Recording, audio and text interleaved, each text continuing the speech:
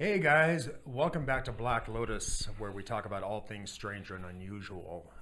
Well, we usually do, but it's been a minute. Yeah, just Yeah, a bit.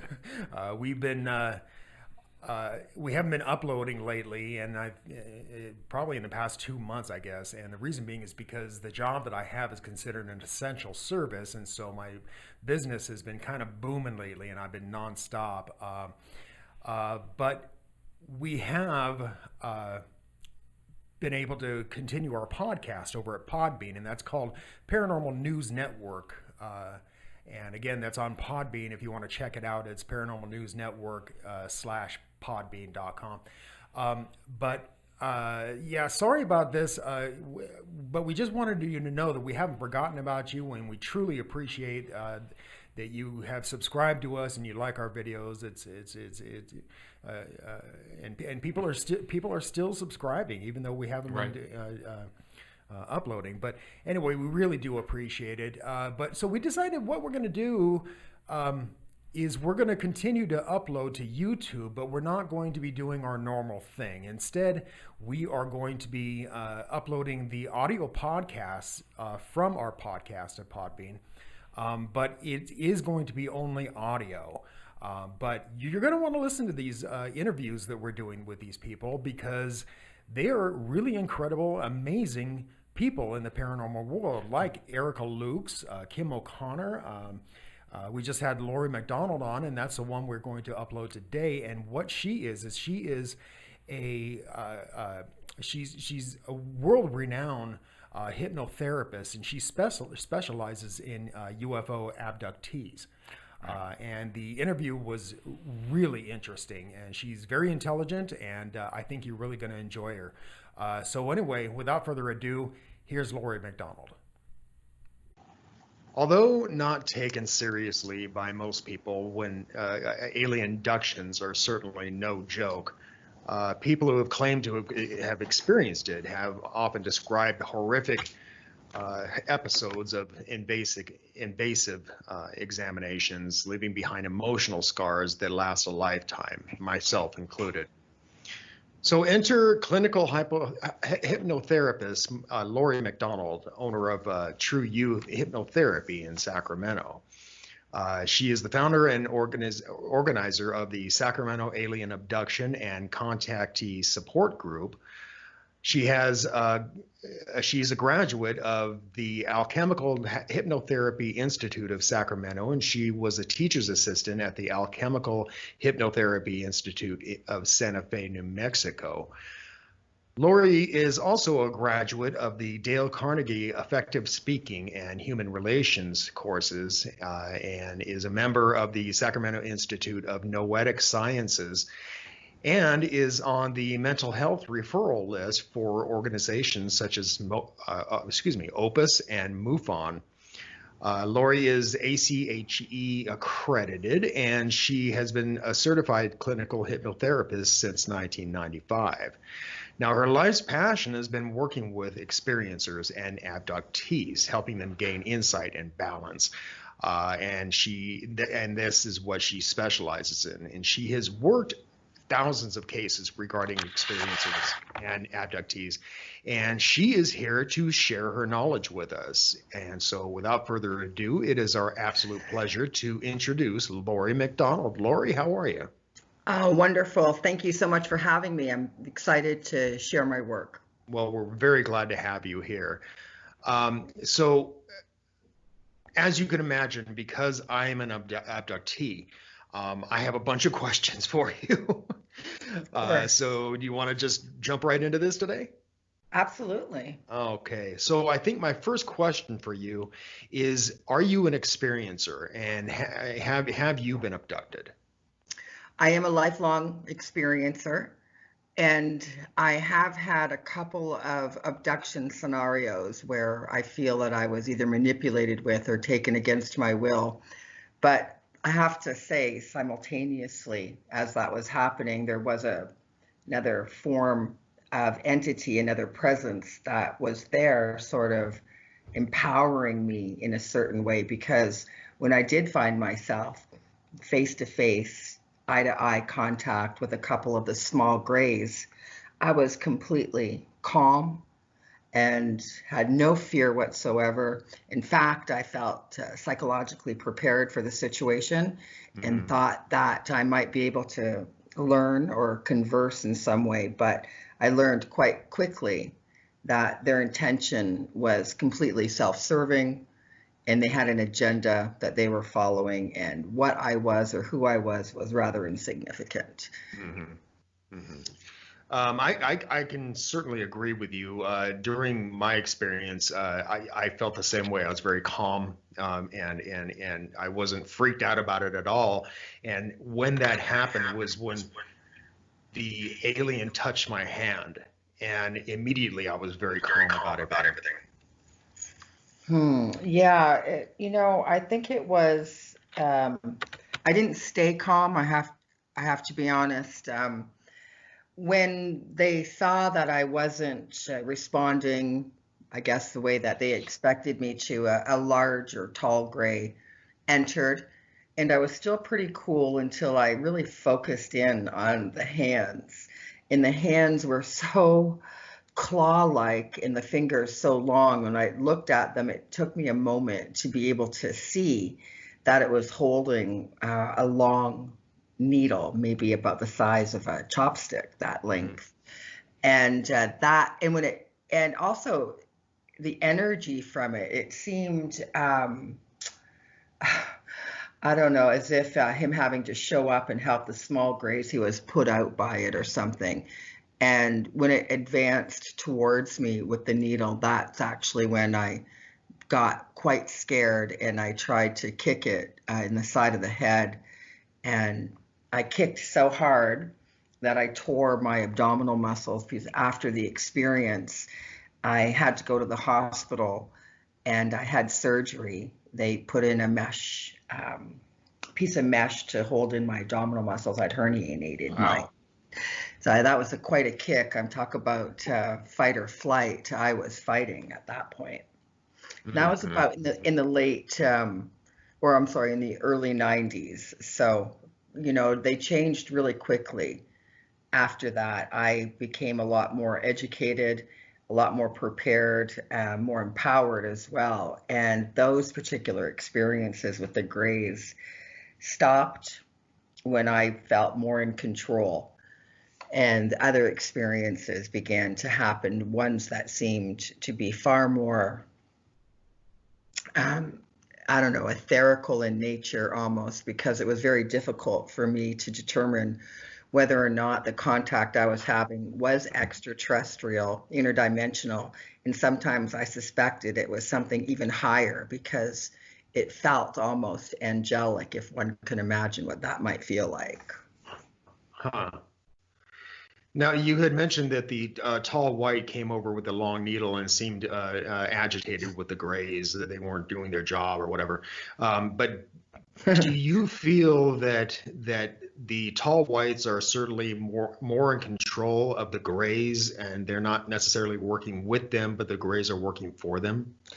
Oh, I believe there's a hierarchy, absolutely, and a chain of command. I think that all of the extraterrestrials, say in the bandwidth of the Milky Way, the red dwarf star systems, and other star systems that are outside of our ability to see, all have their specific life. And within those, the hierarchy is sort of the mantis, um, um, as the abductor races only. It would be like the mantis, the reptilians, the tall grays, the short grays, and a specific race of blues. These Hmm. are the ones that are more involved or more agenda oriented, the ones that would be doing the harvesting of genetics, working on the hybridization program, trying to integrate a human with an extraterrestrial, whether that's with a gray or a reptilian. I think there's a big push for that hybridization program still. Hmm. Hmm. Hmm. Yeah, I certainly agree with you about that. Let's get into your work. Can you describe your work with abductees and experiencers? Yes, I've run a lot of different experiencer groups. I've hosted Contact in the Desert and with other conferences, I've been able to do the group meetings. I've done a couple for TV and run them. I've never missed one. I did them every first Saturday of the month for 5 years in a row. And meetings were packed and people had a lot to say. So I've really had a great opportunity to be able to observe a group meeting and people sharing their information, but then doing those one-on-one sessions and allowing a person to move into the depths of their subconscious, where all of the information, all of the memories, everything that they've ever been exposed to is recorded. And so we can move into that with the idea of retrieval and exploration to broaden the glimpses of memory. It's not very often that I come across a person who has absolute total recall from the beginning to the end.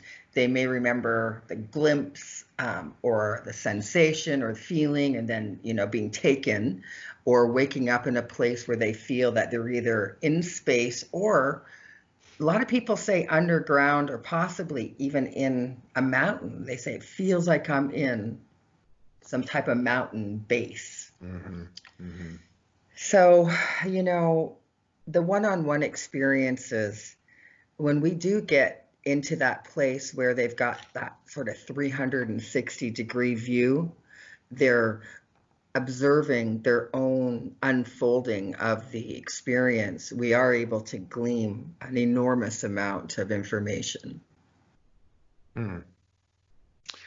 So, what are some indicators that a person has been abducted? There's always that fascination with the phenomenology of ufology or extraterrestrials, either feeling drawn to them. Dreaming about them is a very good indicator. The subconscious, of course, sending a message to the conscious mind that, hey, this is something that's happening. Of course, these are just indicators.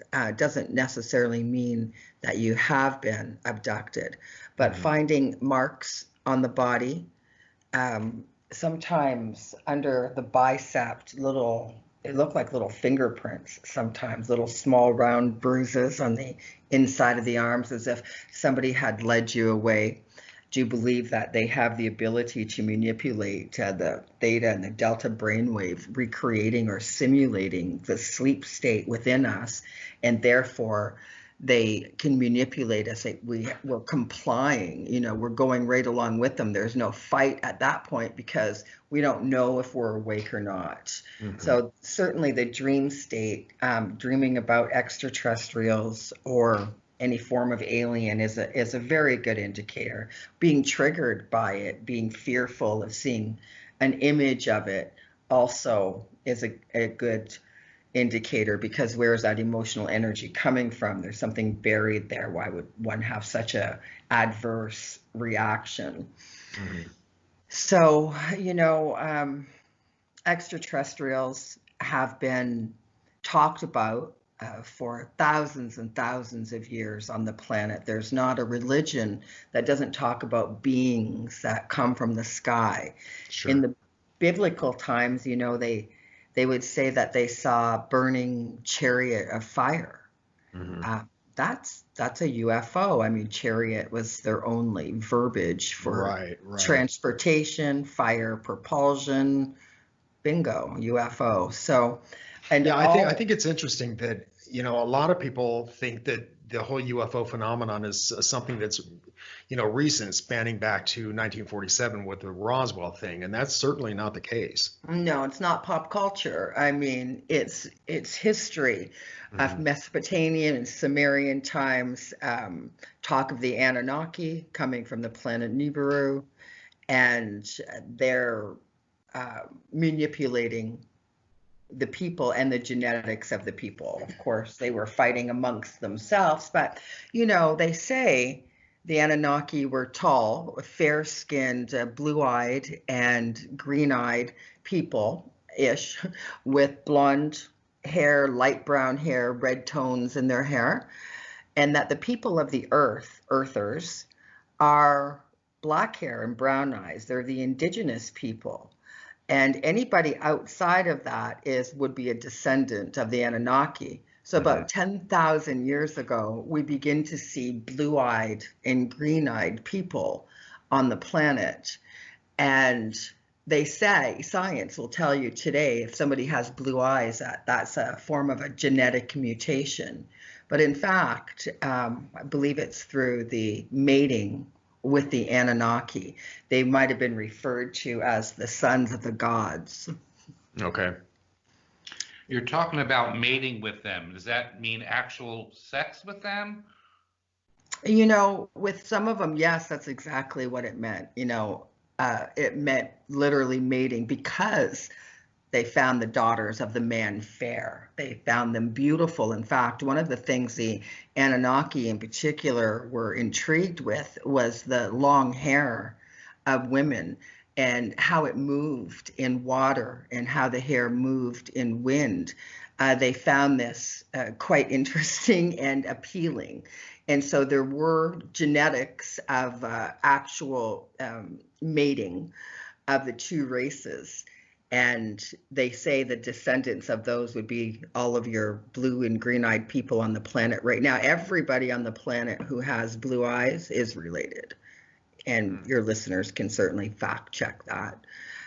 That's what we're looking at. So there could be two distinct bloodlines on the planet. I'm reminded of Greek mythology with Zeus, who could never keep it in his pants with the mortals. You know, and that's just it. They're no better than us emotionally or spiritually.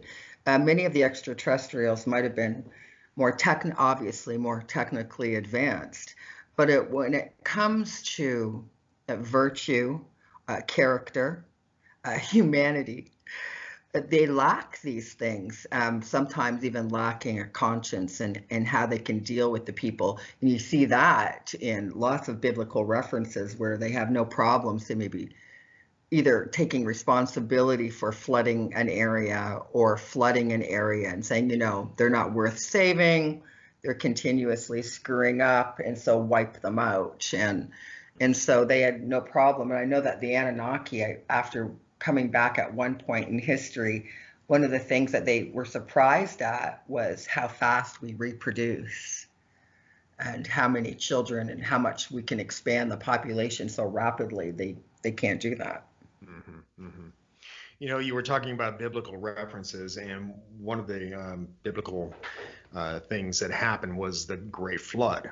And right. I'm wondering if you think that they had something to do with that, or if they were entirely responsible for it.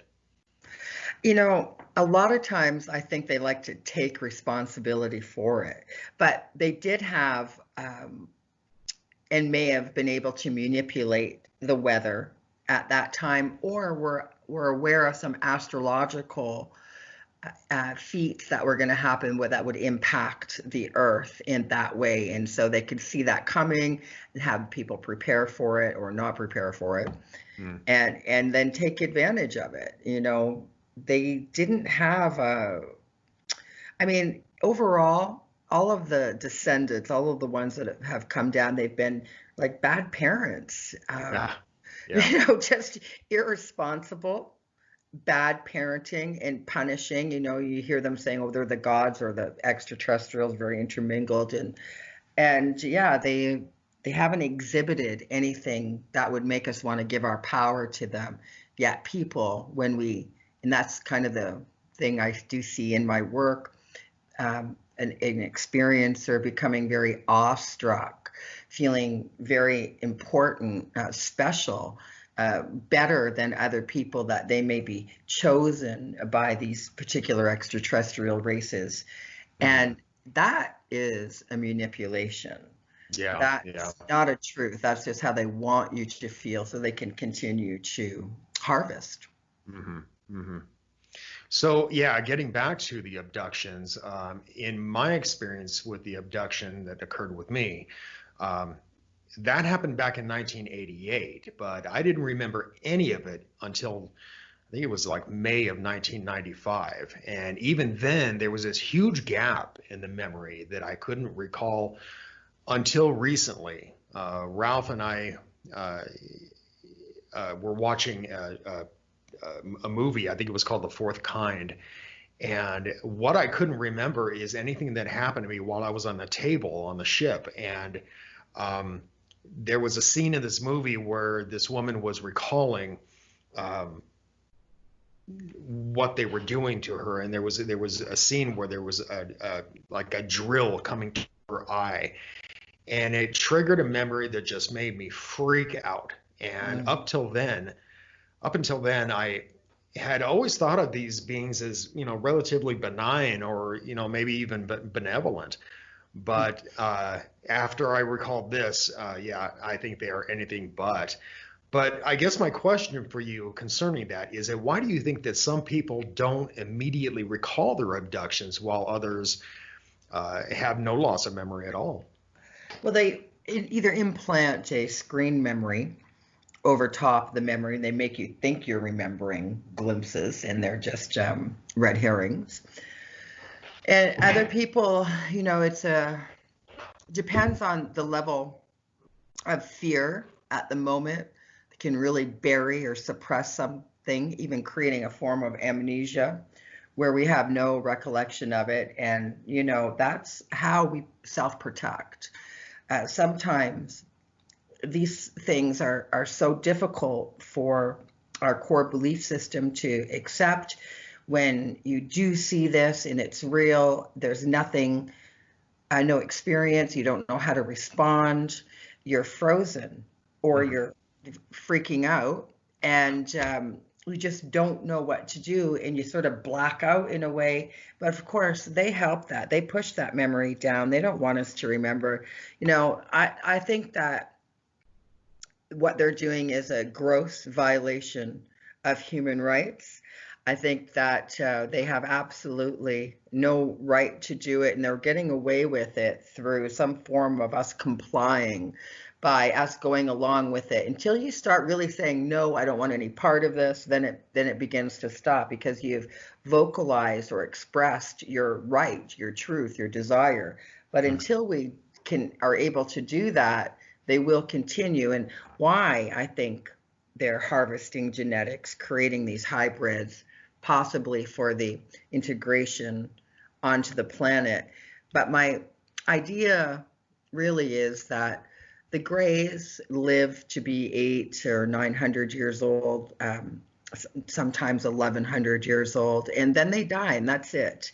They reproduce in a different way. And what I think they're actually trying to do is to mate with a human so that they have what we have, eternal life, a soul. A human is actually the definition for the type of entity that we are. Hue is the type of measurement that we measure light in. We measure light in hues that would measure the depth or the intensity of a specific light. We measure those in hues. Man is short for manifestation, to come into the physical or to be embodied. A human is a light embodied being. Race and gender are subcategories of that. And sometimes when we begin to realize what we are, we understand why they're interested in us. We right now are beginning to evolve to the point where some people are awakening on the planet and understanding the true self, the multidimensional self, the aspect of the self that is eternal, where our consciousness can expand. People are looking at out-of-body experiences and going, hey, I'm still me. I exist. I can think in or outside of my body. And what do we do with this? What is the next step? And I think that they see the power that humans have. Humans are great manifestors. Look around. Everything you see, we thought of and then manufactured, or was made by man, or it is man-made. Everything. We're brilliant. And we have this great opportunity to understand this power, but this power moves way beyond the gravitational force of the third dimension. The consciousness or the soul of the human moves past time and space. And I think that extraterrestrials know that this is what we carry, the light within us, and that is what they want. I It is see. our greatest resource. Yeah. With your research with abductees, do you think, I've often heard, and I think I've actually experienced it myself, but do you think that alien abductions are often generational? And the reason I ask this is because during my experience, they showed me what seemed to be like a family tree.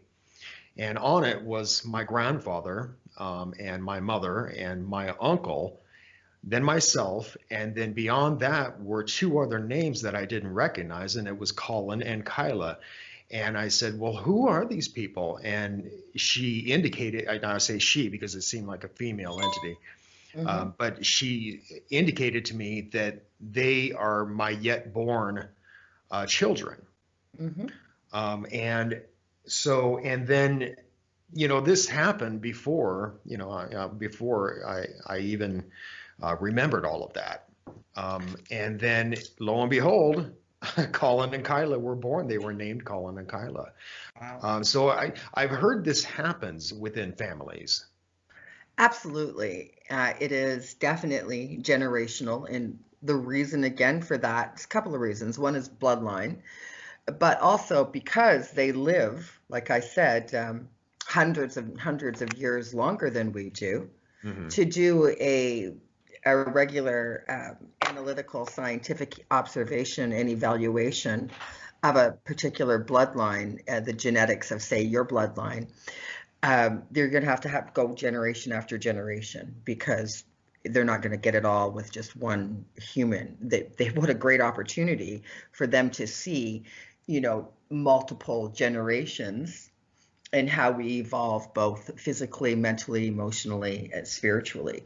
And so they get an opportunity to do that. Now, my mother is an experiencer as well. She had called me up about 6 years ago. I just did a little show called Topic UFO on Roku. And I get a call and she's like, are you Laurie MacDonald? And I said, yeah. And she said, well, I'm your mother. And I just saw you on a TV show and I need to tell you the story of your birth and why I couldn't keep you. And she began to tell me that for the 9 months while she was pregnant, she saw lots of small little extraterrestrials that were pale skinned. They didn't have the big black almond shaped eyes. She said the eyes seemed more sunken in. I understand that she's describing a zeta. Mm-hmm. Now, she said one morning she was out in the backyard. It was very early, 5:30 or 6 o'clock. She was hot, and she went out to sit in a lawn chair. She said just kind of instantly two little aliens appeared on either side of her, and she felt as if she were moving, floating almost through the apple orchard. She felt like time was being slightly distorted. In the center of the apple orchard, where there's a big circle, a big clearing, it's where the tractors turn around. Right above that was a UFO, and as she looked up to see it, it was like instantly she was in it, and she remembered saying that she could feel that her feet were cold on the metal of the floor.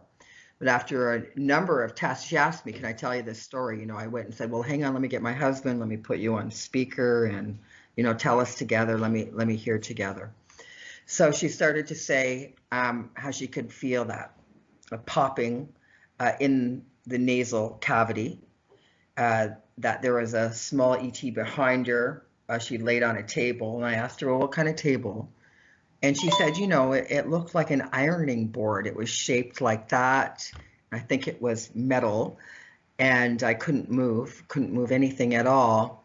And they continued to do further examinations. When she would get scared, they told her on many occasions that they weren't really interested in her. They were interested in her baby. And that surprisingly did not calm her down. Sometimes made her more agitated. I would imagine.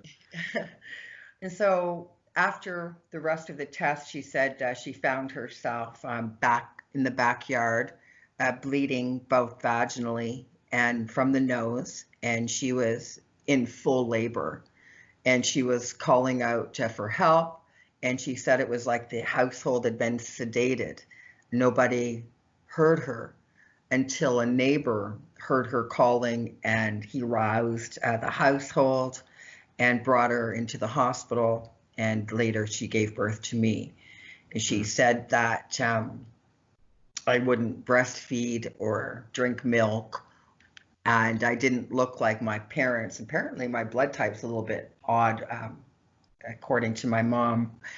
And my mom and dad have jet black hair and dark brown eyes, and I'm blonde and blue-eyed. And that's not any big genetic mystery, but it did make her rather unsettled. And she, all the while though this was happening, she did go to her doctor, and she told him that, hey, this is happening. And he told her, you know what, it's hormones, chill out.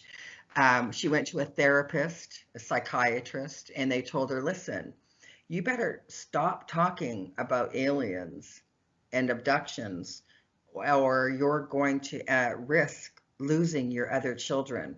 And so she shut it down. She quit talking about it, and she started writing in her journal. And so when she called me, she said, I did stop talking, but I saw that you run a support group. And if there was a support group like that for me, when this was happening, her life may have ended up differently, she said, and even mine, because she had no one to talk to, no one to understand, no one to give any information, nowhere to go, this feeling of loneliness and fear. And then when you do go for help, they tell you, to shut it down. Yeah.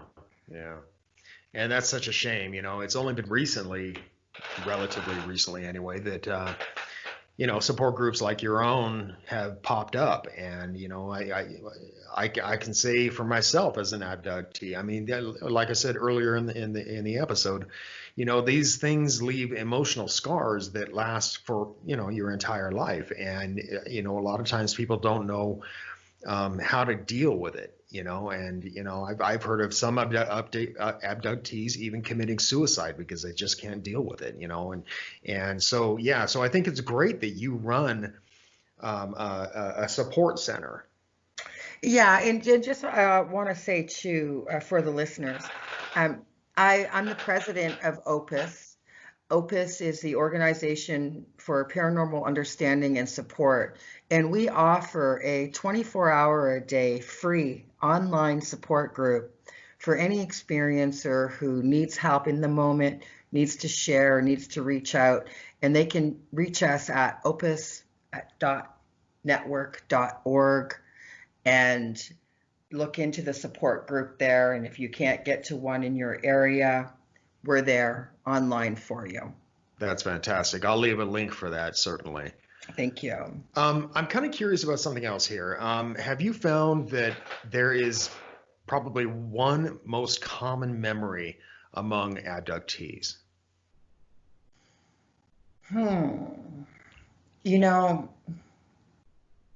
It depends on the type of abduction. It really is very diverse.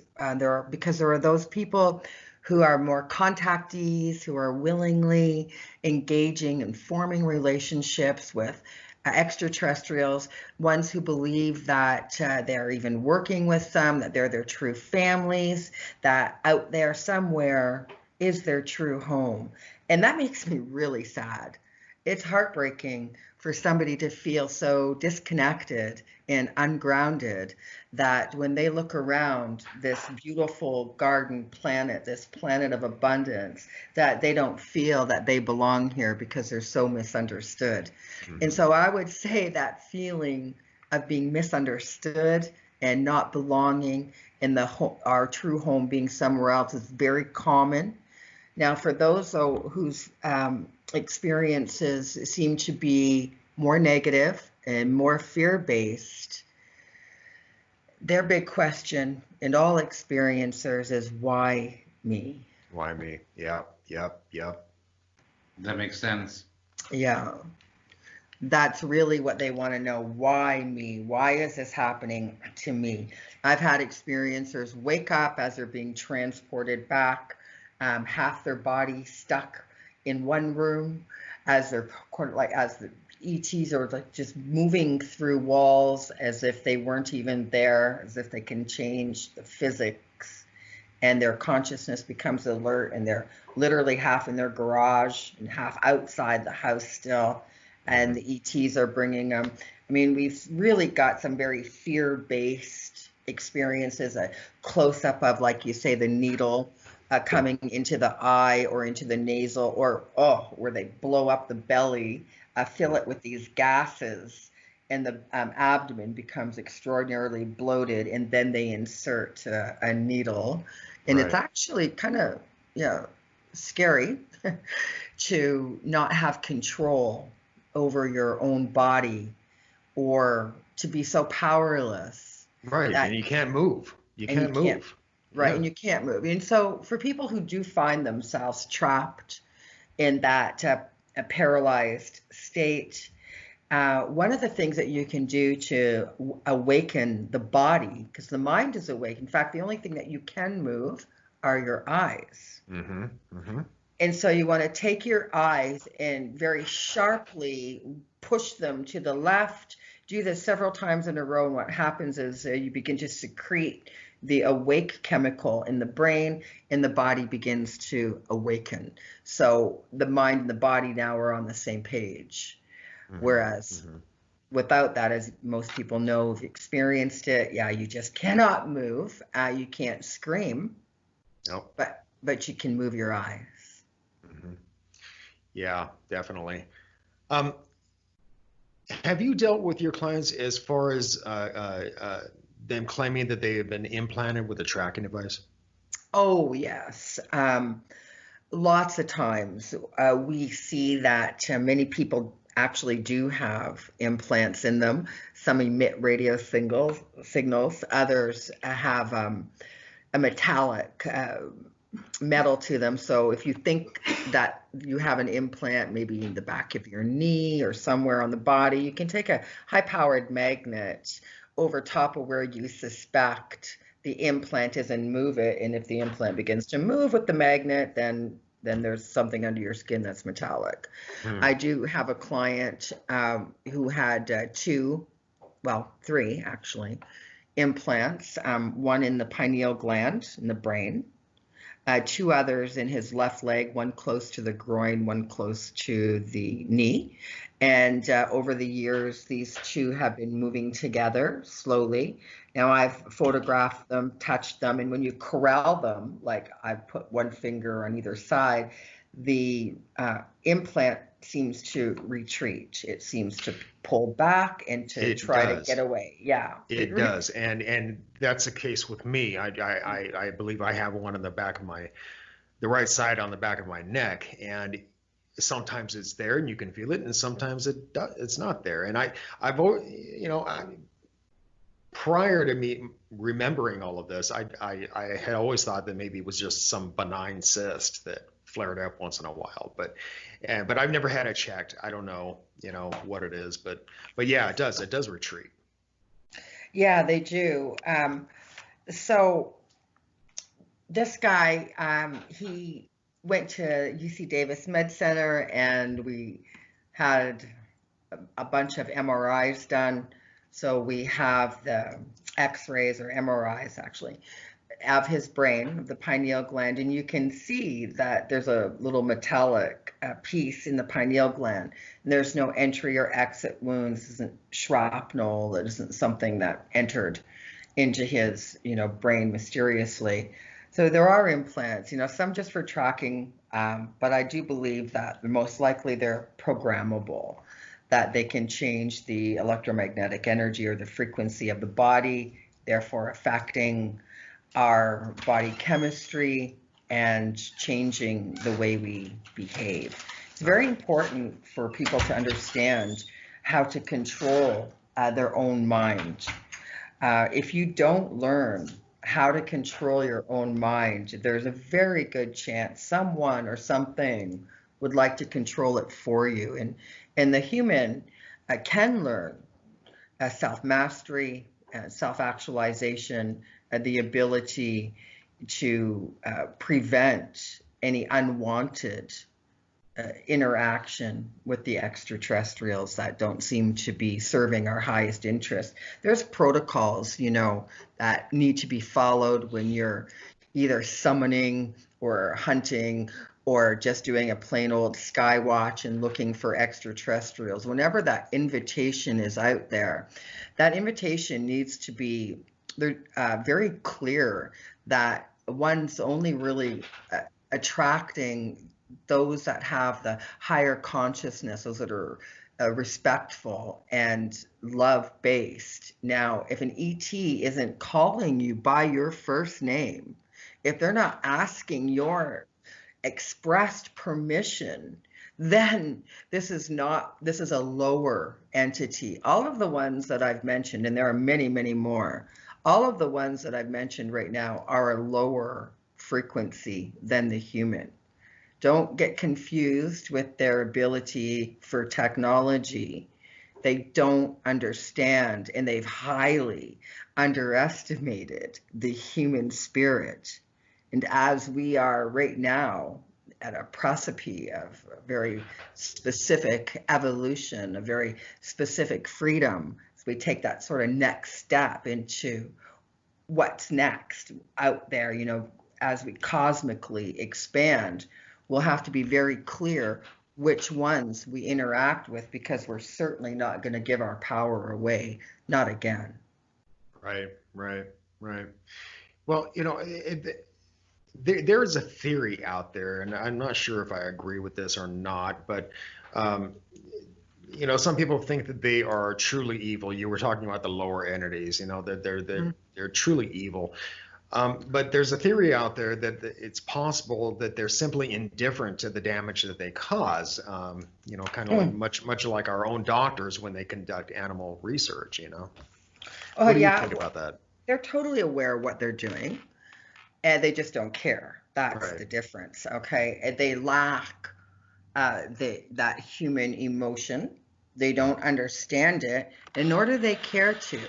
And this is the thing. So why resonate with that particular frequency when the alternative is to open yourself to the other forms of extraterrestrials? Now, this is like the one when I was talking earlier about that bandwidth, that particular frequency that houses these entities.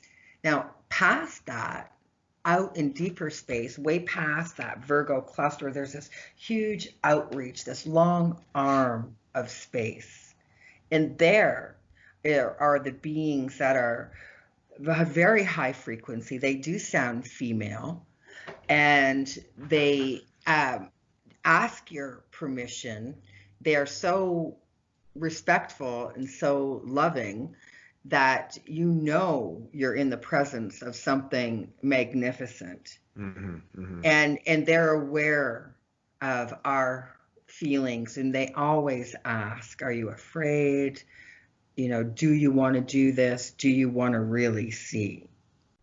That's what they asked me. I've often heard that of the Pleiadians.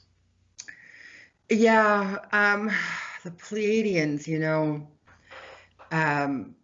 it's a mixed bag there. Here's the problem. Some of the shape-shifting extraterrestrials, like Draco reptilians. The shapeshifters, they can shapeshift into a Pleiadian and totally manipulate a human. And like I said, sometimes we're just so awestruck that we're not thinking clearly, we're not empowered, and we will believe exactly what's in front of us. That's why there are specific questions and a protocol to follow when you're dealing with them. You know, as long as we can stay in that space of equanimity, completely calm and relaxed, where no matter what's happening, we can think clearly. If we can control ourselves in that way, then we'll know, you know. And then I'll tell you, if you're in that space, you're not going to be attracting those ones anyway, because they don't really want anyone they can't control so easily. They don't want any troublemakers. Yeah, I can't imagine they would. Yeah. Do you have any other questions? Yeah, I actually want to talk again about the sex with the aliens. So you're saying they have the same sex organs as we do? Well, yeah, there are some hybrid females. They have what are described as a very, very sensuous female body. And their eyes are much larger and darker, of course, and they do have sexual intercourse with the human. Many of the females select males. Reptilians are highly interested in human sexuality. They'll often be in a room where human coupling is happening, and they're just shimmering there in the background, observing, sometimes trying to amp up any negative energy, trying to manipulate the situation. Some of the reptilians are more of the psychological testing as opposed to physical testing. And that's one of their interests, is the sexual arena. I've had lots of experiencers, and I tell them all the time, I got to tell people, don't be having sex with the ETs. I don't care how good you're telling me it is. And believe me, no, that's what they say. Yeah. It's so good. Yeah, like, yeah, I've heard that they're irresistible. Yeah. I know. I'm like, just say no. Okay. Yeah. But, you know, I did a piece for Vice. I regressed an elderly gentleman for a documentary, and he had been holding on to this for years and years. And one of his things that he wanted to do before he died was to do a regression session and to come clean and tell the world what happened to him, because he's sick of holding it in. And he did and was seduced by these extraterrestrial aliens. So he had quite a story. I mean, if you can view it, but yeah, I actually watched that video, and it was really intriguing. Yeah, his family lived on the junction back then in the 30s and 40s over near 40s and 50s, sorry, near Beale Air Force Base. They owned the little mom and pop cafe and gas station. And there was not another building around for miles and miles. And down the road, of course, was Beale. But every night, he would say, during the summer, right around 10 o'clock, the UFOs would show up. And then before you know it, our guys were out and chasing them. And it was like a cat and mouse game. And this was something that, you know, he witnessed all the time. And then he had his experience with the female.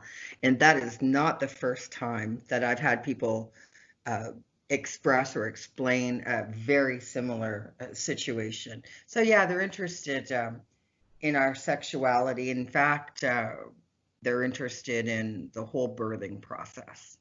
Mm-hmm. Folks, if you want to watch that video, just go to YouTube and key in Laurie MacDonald Vice, and it'll pop right up. It was, I found like I said, I found it very intriguing. Yeah. You are an international speaker on Yeah. the subject of UFOs, as far as I know. During this whole coronavirus shutdown thing, obviously a lot of conferences have been canceled. Do you have anything coming up? Yeah, the Earth Origins conference was supposed to be in Sedona, Arizona in May, and it's been pushed back, of course, until November, and they're working on doing a live stream. So Eric Van Doniken is one of the speakers, some wonderful people, including myself, and so we're going to figure out a way to do it with a live stream and then do the in-person one later in the year. Yeah, it's been really great. I mean, we were in China, did about a month there, and I spoke in Geneva to a Mandarin Chinese audience on UFOs. They're very interested in that, and they have their own sort of abduction thing. And I've been able to go to lots of countries to research Cambodia, Laos, Vietnam, Thailand, some remote islands in the South China Sea, and talk to all of these different types of experiencers and listen to what they're saying. You know, when we begin to filter through geographical, spiritual, and cultural things, we do find some commonalities among the phenomenology. And some of that is the orbs of light that people see prior to the UFOs, sometimes blue, sometimes amber, but the ones out on the islands were telling me they were coming out of the water and then shooting out into the sky. Now, they're not formally educated people, and they know the ocean and they know the sky. That's how they navigate. They don't have any fancy equipment on their boats, and they're seeing things changing. It's been a real great honor and privilege to be able to go to all these different countries, working with different translators, talking to people, explaining their stories. Vietnam, that was really interesting. I had worked with a couple of Vietnam vets who were experiencers, and I went to the DMZ area. There's this village called Cam Lone into the jungle there to talk to the people. And they were saying that during Vietnam, there were some children being born that were alien-like, and all of them were sent out into the hills into a particular orphanage and never seen again. Back then, I believe it was the summer of 1968, there was a huge battle at the Viet Cong, and our guys fought side by side against UFOs and extraterrestrials, and General Brown was in charge of that. And you can check out General Brown in Vietnam, and he made a press release and said, we battled UFOs. And it was, again, silenced. All of the networks, ABC, NBC, CBS, those were the big ones at the time. Every one of them killed the story and nobody aired it. Of course. Of course. Jeez. Well, they suspect that a portal was accidentally opened in that really? area, and some like UFOs came out of it and in like fighting mode, but it was more like they were startled, like it was an accident, not an actual, engagement of fighting. Okay, very, so very interesting. Kind of like rattling the hornet's nest, huh? That's right. Yeah. We poked the bear. So your website is trueyouhypnotherapy.com, and I want our listeners to know that you don't just deal with abduction or abductees and experiencers, but you also help people with combating negative thoughts and that sort of thing, and try Absolutely. to make people better. Can you tell us a little bit more about that? Yeah, I do a lot of emotional clearing work. This is what I believe. I believe that all healing of the mind and body begins with relaxation, allowing that energy to settle down so that we can begin to clear it, have a look at it. So I do a lot of trauma work, anxiety, depression, great luck with that. I do addiction, alcohol, drugs. I've been very happy with the success rate.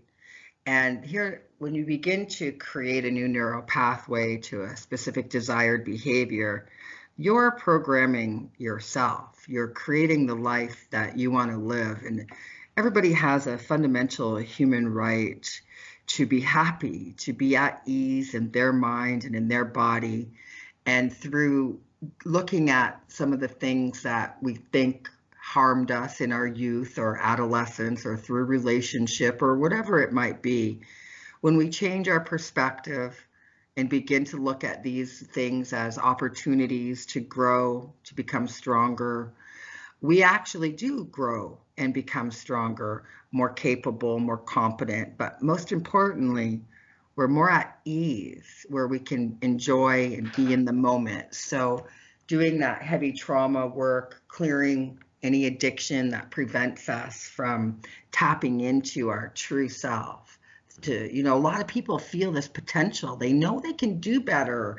They know that they can maybe reach those goals, see themselves the way they saw themselves in their youth, what they thought they would achieve. And for some reason, that potential has been blocked. But there is a way to access that again and to begin to succeed in ways that make the individual happy. Mm-hmm. Mm-hmm.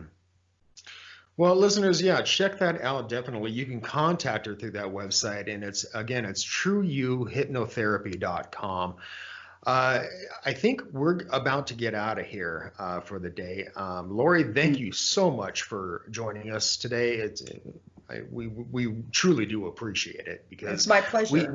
We love having guests on our show that have, some serious knowledge about this stuff. And interesting stories. Yeah, definitely. Thank you. Excellent. Thank you so much for having me. You're very welcome. Take care. Okay, bye for now.